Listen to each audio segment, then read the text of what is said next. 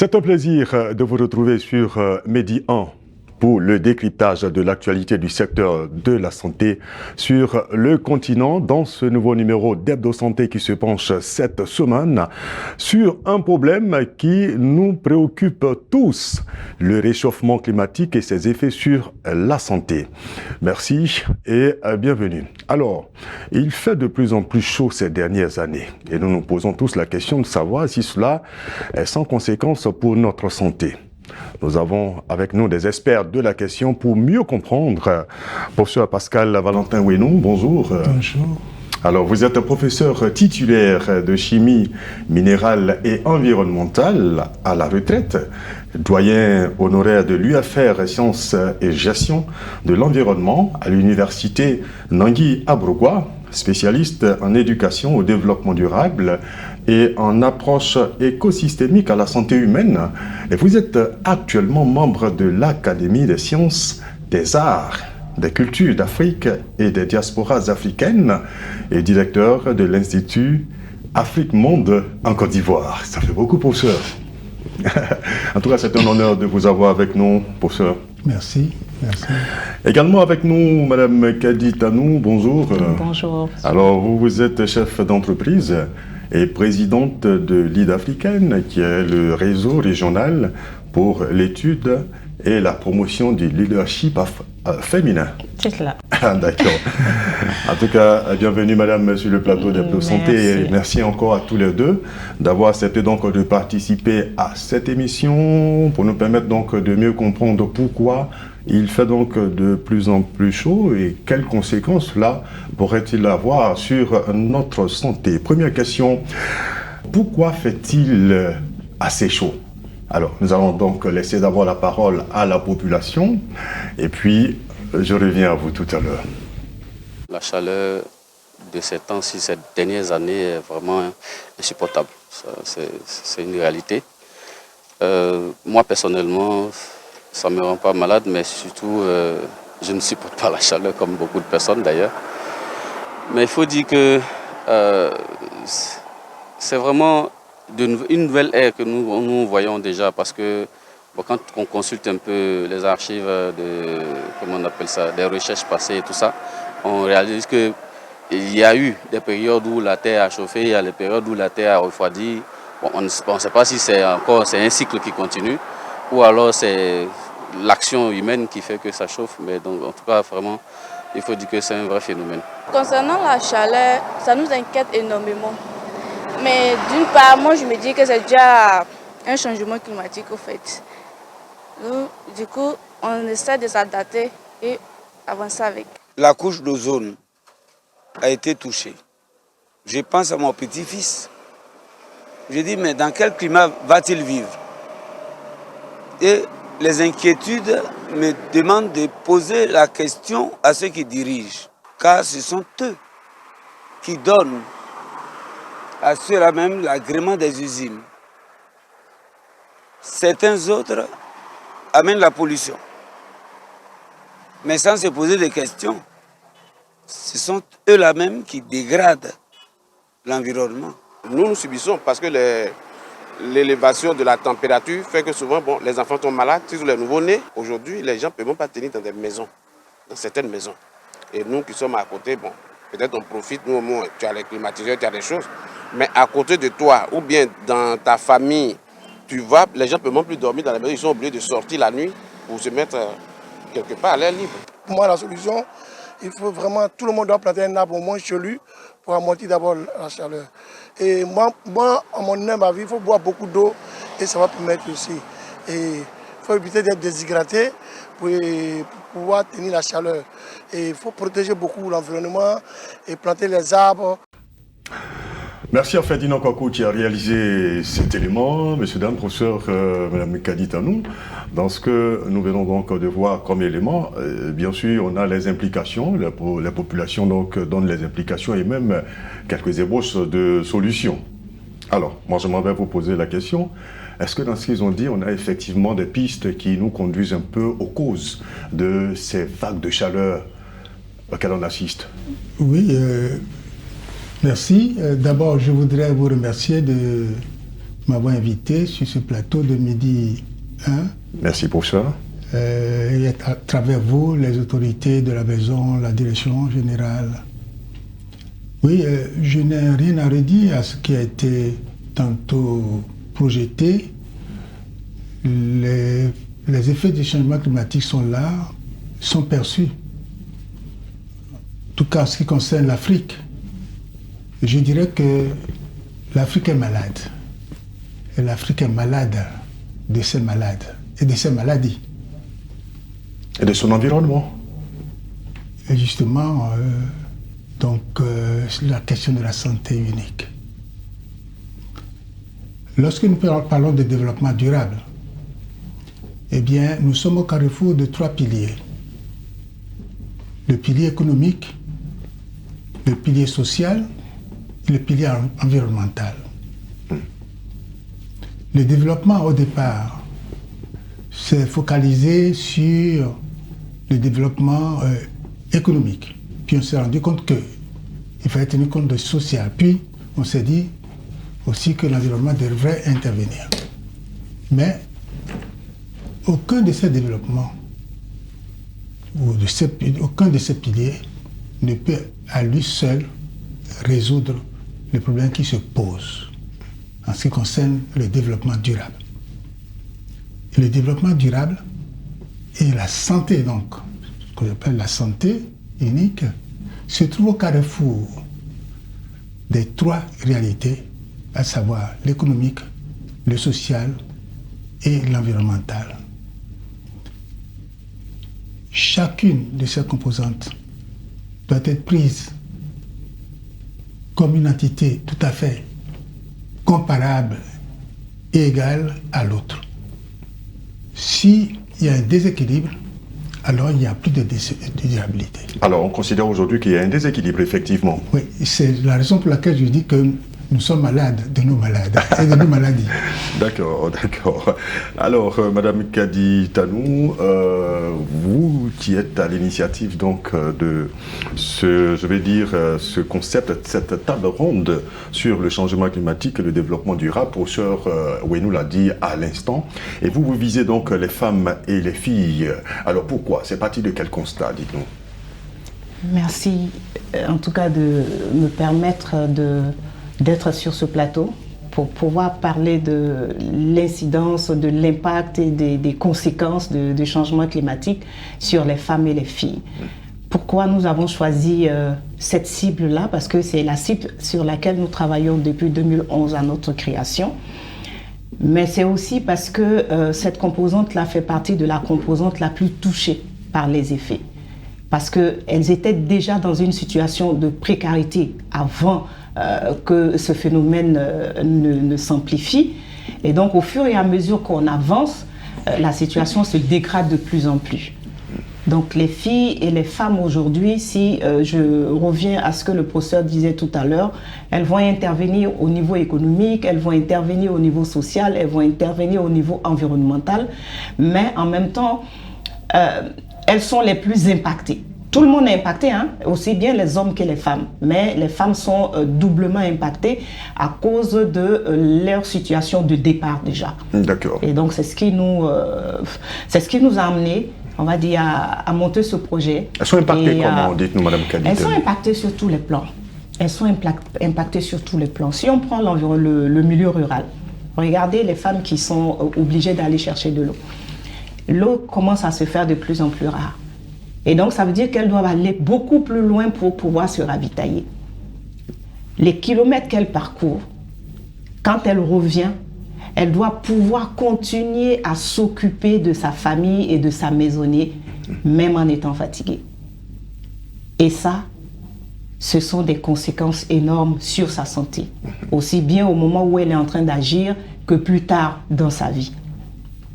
La petite fille qui est obligée de donner un coup de main à sa mère, vous pensez qu'elle a le temps d'aller à l'école? La maman, lorsqu'elle commence à se sentir fatiguée, elle va demander à sa fille de l'aider. Demandez aujourd'hui à des femmes qui sont dans la quarantaine, la cinquantaine, qui ont amorcé la période de prémonopause ou de ménopause. Déjà en temps normal, ce sont des chaleurs, on va dire, inestimables qu'elles emmagasinent dans le corps à certains moments de la journée. Donc, avec ce pic de chaleur qui vient se rajouter, c'est sûr que ça augmente le niveau de stress qu'elles vivent. Et donc, qui dit augmentation de niveau de stress, c'est exposition à tout ce qui est maladie métabolique. On y reviendra tout à l'heure, Madame Kaditanou. Ben, je reviens à vous, professeur Ouenou. Qu'est-ce qui crée ces vagues de chaleur? Je voudrais donc simplement dire que la nature a bien fait les choses au départ. Lorsque le soleil, par exemple, le rayonnement solaire parcourt des distances jusqu'à nous, la nature est conçue de façon telle qu'il y ait des filtres pour stopper les rayonnements qui sont les plus dangereux pour l'homme. Pour en arriver rapidement à la couche d'ozone qui se trouve à peu près à 10 km au-dessus du niveau de la mer, cette couche d'ozone reçoit les rayons ultraviolets qui sont les plus dangereux à ce stade-là et les absorbe.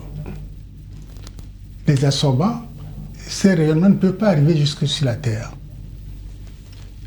Les rayons infrarouges, de façon générale, peuvent dépasser cette couche-là pour arriver jusqu'à nous. Une partie de ces rayonnements sera absorbée par la Terre, les eaux, et puis une autre partie va être réfléchie et repartir dans l'atmosphère. Seulement à ce moment-là, ce rayonnement va retrouver des espèces chimiques qui bloquent son passage. Il ne peut plus sortir. Ah d'accord. Ça c'est le mécanisme. Hein? C'est le mécanisme. Et le fait que ça ne ressorte pas, que ça demeure ici, eh bien, ça permet de réchauffer la Terre, de maintenir la température de la Terre globalement autour de 17 degrés. Ça c'est la température normale. C'est la température normale, moyenne. Moyenne, ok. Qu'est-ce qui se passe? D'abord, nous avons pris l'habitude de fabriquer pas mal de choses au plan industriel. Et il y a notamment ce qu'on appelle les polluants organiques persistants dans l'environnement qui attaquent la couche d'ozone et qui ont attaqué la couche d'ozone. Ces polluants-là, c'est quoi généralement? C'est des pesticides, par exemple. Et en ce moment-là, c'était créé un trou, ou des trous, qu'on appelle les trous de la couche d'ozone. À partir du moment où il y a un trou, il y a une partie des rayonnements ultraviolets qui sont plus dangereux. Parce que là, il n'y a plus de filtre. Là. Il n'y a plus de filtre. Ça passe par ce trou. Ça contribue aussi au réchauffement, d'une certaine façon. Donc, Dieu merci, je pense qu'avec les efforts au plan international, eh bien, la couche d'ozone est en train de se reconstituer, de se refermer à ce niveau. Maintenant, revenons à ce qui se passe. Pourquoi est-ce qu'il fait chaud en gros? C'est parce que nous avons ce qu'on appelle les gaz à effet de serre qui sont produits de façon anarchique à travers les activités humaines, industrielles, agricoles. Notamment, nous avons le transport, nous avons l'élevage, etc. Le transport, ça va être donc les fumées de pots d'échappement, l'élevage, ça va être quoi? Les méthane. Produits, le méthane. Le méthane en particulier. Et en gros, pour décrire les phénomènes qui se passent, on appelle ça, on fait l'équivalent en gaz carbonique, qui est l'un des gaz à effet de serre. Donc, et c'est ça qui bloque. Le gaz à effet de serre qui bloque justement le rayonnement réfléchi. Donc en gros, voilà comment se passent les choses, pourquoi est-ce qu'il fait chaud. D'accord. Et il fait de plus en plus chaud parce que ces gaz, un certain nombre de gaz existaient en équilibre dans l'atmosphère. Mais la production industrielle, les activités humaines génèrent de plus en plus de ces gaz-là et par conséquent, réchauffe davantage. Et c'est ce qui fait que nous avons de plus en plus chaud. Chaud. D'accord. Madame Kaditano, pouvez-vous ajouter quelque chose à ce niveau? Il parlait tout à l'heure d'élevage et tout ça. Bien sûr. Et au cours de mes recherches, justement, quand on était en train de travailler sur ce projet, c'était de découvrir que le méthane polluait 28 fois, on va dire, plus puissamment que le CO2, alors que le méthane est lâché dans la nature par les bœufs. C'est entre 20 et 23 fois plus. 23 fois plus. Alors là, c'est vraiment inquiétant. Hein? Donc, même notre alimentation, on va dire, nous conduit à ces extrêmes-là. D'accord. Alors, vous avez tout à l'heure fait allusion aux incidences. Si on rentrait un peu plus en détail, quelles sont ces maladies que ce réchauffement va provoquer chez les femmes et les filles? On va commencer par les problèmes de peau déjà. On va commencer par les problèmes de peau. Je parlais tout à l'heure des femmes en milieu rural. L'exposition qu'elles ont au soleil dans leur environnement de travail. Et même en milieu urbain ici, toutes ces femmes qui sont aux abords des routes et tout ça, qui vendent au jour le jour pour pouvoir s'occuper de leur famille, elles sont exposées au soleil du matin jusqu'au soir. On sait que, écoute, le soleil, ça fait du bien à la peau, mais à un certain niveau, ça peut provoquer, on va dire, des exagérations qui vont forcément causer des maladies. Vous dites que le soleil fait du bien à la peau? Oui. D'accord. C'est la raison pour laquelle je pense que les gens prennent souvent des bains de soleil. Des bains de soleil. Oui, à cause de la vitamine E qui y est. Je parle sous le contrôle du professeur. D'accord. Mais il ne faut pas que cette exposition-là soit extrême. Parce que sinon, ça finira par être visible. Oui, absolument. Je l'ai vécu personnellement. Il y a quelques années, je ne voudrais pas citer de pays, où j'ai vécu et au volant, à un moment donné, j'avais pratiquement les doigts tout noirs. Les doigts tout noirs. Provoqués par quoi? Par le pic de soleil? Le pic de soleil. D'accord. Depuis que je suis rentré, ça a diminué. Donc la chaleur peut avoir des effets néfastes sur la peau. Et du reste, même en Europe, lorsque les gens vont à la plage, on leur demande de mettre de la pommade pour se protéger des rayons ultraviolets qu'on a de plus en plus, il y en a quand même. Ouais. Donc la peau peut être impactée négativement. Madame Kadit, on va parler donc... Et contrairement à ce qu'on pense, la peau noire est aussi exposée aux rayons ultraviolets. Oui. Ah oui. Donc ne pas se tromper en se disant, écoute, comme je suis déjà noire, je n'ai pas besoin de me protéger la peau, je peux me mettre au soleil et tout ça, c'est une grave erreur. Donc disons que c'est tout le monde qui est concerné, tous les continents. Tout le monde est concerné.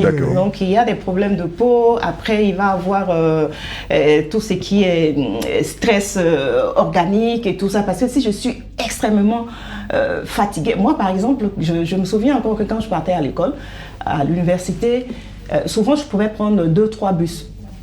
D'accord. Pour la simple raison que je ne supporte pas la chaleur. J'ai l'habitude de dire aux gens, je dis, écoute, avec la corpulence que j'ai, si j'étais d'une autre nature, je ne sais pas si j'allais survivre en fait. Oui, parce que quand je commence à avoir trop chaud, je suis capable de perdre connaissance. Et donc, quand j'empruntais un transport en commun, le bus en particulier, à partir d'un certain moment, quand je commençais à me rendre compte que j'avais du mal à respirer, en fait, je descendais pour prendre de l'air et puis continuer. Donc, en fait, ce ne sont pas des phénomènes qui sont extérieurs à nous, ce sont des choses qui existent ici. D'accord. Oui, et il faut faire véritablement attention à ça. D'accord. Et le professeur parlait tout à l'heure de pesticides qu'on utilise pour soi-disant produire plus. Mais en réalité, ça nous rend malades. Et ces femmes-là, souvent, elles utilisent directement, on va dire, les mains, ou même quand elles portent des gants, ce ne sont pas des gants qui sont forcément adaptés. Donc, ça va créer d'autres maladies. Elles vont respirer, parce que très souvent, on apporte le gant, mais on continue à respirer. Ça va créer des problèmes au niveau du cœur, au niveau des poumons et tout ça. Et puis, nous qui mangeons, on n'est pas à l'abri non plus. Bien sûr. Voilà, je pense que tous les consommateurs ont remarqué aujourd'hui que quand vous achetez des légumes, même au réfrigérateur, au bout de 3-4 jours, ça commence Voilà. Et ça, c'est l'effet de ces pesticides-là. Ces pesticides également qui vont avoir donc des effets sur l'environnement. Bon, je voudrais revenir rapidement à ce que Mme Kadi a dit.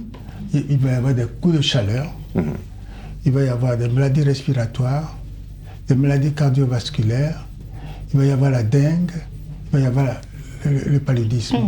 Comment vous expliquez cela? Parce que là, dans mes recherches, j'ai vu un peu que le climat était une maladie qui était liée directement aux maladies telles que le paludisme. Comment est-ce qu'on explique cela? Parce que, de façon générale, je ne suis pas un spécialiste en entomologie, mais de façon générale, les moustiques prolifèrent dans des zones chaudes. Et plus la température monte, plus les moustiques se développent, sont à l'aise. Quoique, il existe des moustiques qui aiment les zones chaudes et sales, d'autres qui sont beaucoup plus distingués, qui aiment les habitations de haut standing, etc., etc. Ensuite, par rapport à la chaleur, les entomologistes vous diront que l'Institut Richer, qui était à Bouaké, en Côte d'Ivoire, a observé à un moment donné que l'habitat de certaines espèces de moustiques a bougé et bouge vers le sud. Donc les moustiques, oui, la température joue un rôle dans l'écosystème de ces vecteurs de maladies. D'accord. Alors, Mme Kaditanou, à travers donc ce projet, l'objectif à terme, c'est quoi? L'objectif à terme, c'est d'informer, de sensibiliser, de former. Et donc, mettre tout le monde dans l'action. C'est vrai qu'on parle aujourd'hui de notre cible principale, qui sont les femmes et les filles, mais dans l'action, c'est tout le monde qui doit être engagé, et hommes et femmes. Parce que c'est la responsabilité de tout le monde. On doit avoir une responsabilité individuelle et puis ensuite une responsabilité collective dans la résolution de cela. Donc c'est de faire en sorte que la population soit le plus informée possible. Parce que j'avais entendu dans le reportage tout à l'heure une dame qui disait on va s'adapter. Mais on va s'adapter jusqu'à quel niveau? Je ne sais pas si on va pouvoir. On dit que la meilleure façon de planter, par exemple, un arbre, c'était il y a 20 ans. Et le meilleur moment de le faire, ça va être maintenant. Donc, il faut qu'on agisse tous ensemble pour qu'on arrive, on va dire, à tenir le plus longtemps possible et à laisser un environnement sain à nos enfants, à nos petits-enfants qui viennent après nous. Parce que là, ce que nous, on vit aujourd'hui n'est rien à côté de ce qu'on est en train de leur laisser. Et bien sûr, poursuivre donc cette action, comme le professeur l'a dit, de reconstitution donc, de la couche d'ozone. Et cela va passer par quoi? Par la sensibilisation? Cela va passer par la sensibilisation dans tous les environnements, que ce soit environnement scolaire, que ce soit dans les entreprises. En fait, il faut que tout le monde sache. Et c'est ce que vous allez faire à travers ce projet? Exactement. Et c'est d'accompagner aussi, on va dire, les femmes, on va dire, à développer des capacités d'agriculture résiliente, d'agriculture innovante, qui vont éviter, on va dire, l'utilisation des produits justement qui font du mal à la couche d'ozone. Donc c'est tout un ensemble de choses avec bien sûr des plaidoyers pour que ceux qui doivent intervenir à un certain niveau puissent intervenir pour faciliter un certain nombre de choses et arrêter de couper les arbres pour construire des maisons. Parce qu'on va finir par sortir tous de ces maisons-là et aller habiter sur des arbres à un certain moment hors de nos villes. On suit avec beaucoup d'attention donc ce projet. Revenez-nous très vite donc pour qu'on puisse en voir la suite de comment ça évolue. Professeur, on termine donc avec vous. Alors vous pensez que les propositions faites, il faut donc le reboisement, il faut faire très attention donc à notre environnement. Vous pensez que ça va atténuer le phénomène? Parce que l'une des causes du réchauffement climatique, c'est aussi la déforestation. On ne l'a pas évoqué tantôt.